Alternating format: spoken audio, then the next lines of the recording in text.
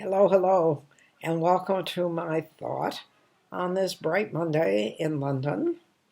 And I was thinking, because it's such a beautiful day, I was thinking about beauty. And I've always said beauty is in the eye of the beholder.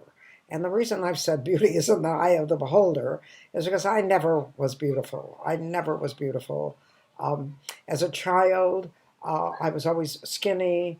I had dark circles under my eyes. I wore very unattractive clothes because I wore hand-me-downs from my cousin Sandy, and my cousin Sandy was a very different body type from what I was. I had orthopedic Oxford. I wore orthopedic Oxfords. I had braces. I was not a pretty. I was a pretty child, but I was not a pretty mid teen or teenager, or even starting at 10. I was a fright. I just was not pretty. And I always envied people that were beautiful. When I was in the University of Michigan, my roommate was a little redhead from Ashtabula, Ohio, and she was absolutely exquisite.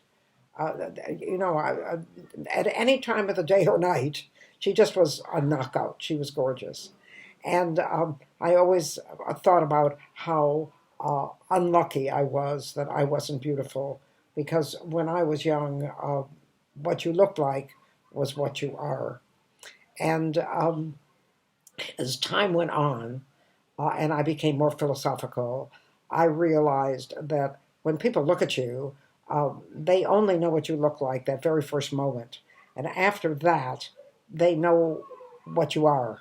And your looks are tempered by who you are and how you come across to them, which is something that this lockdown has taken from us, because we're on a screen and it's not the same as the living, breathing human presence. But I was teaching the humanities at Toledo University Technical Community and Technical College, and I was trying to explain beauty to my students. And I said, beauty is not visual. We think it's visual, but it is not. And at that time, I was recovering from anorexia. I still was extremely poor, so I wasn't wearing beautiful clothes. I did not frequent beauty shops. Uh, and I looked like a very plain 30, let's see, I was teaching a 30-year-old woman, 32, 33-year-old woman, but very plain, very, I did not turn heads when you walked down the street. Uh, I was very plain. And I said to my students, I said, when you first walked in here, you knew what I looked like. But when you leave, and you know, but now you're judging me, as we all do, by who I am and what I give to you as a teacher. And at the end of this class, you're going to think I'm beautiful. And I will never forget that right before the final exam, one of the students came in to me and he said, "I'm going to miss you, beautiful." And I thought, yeah, he got the point. But still, as I grew older, and I realized that people always said, well, you can make yourself better looking. And I tried makeup, and it just, as I got older, got stuck in all the crevices. And I tried beautiful clothes, and I still wear beautiful clothes, but they don't change the fact that I am not a very pretty woman. And now the lockdown has happened.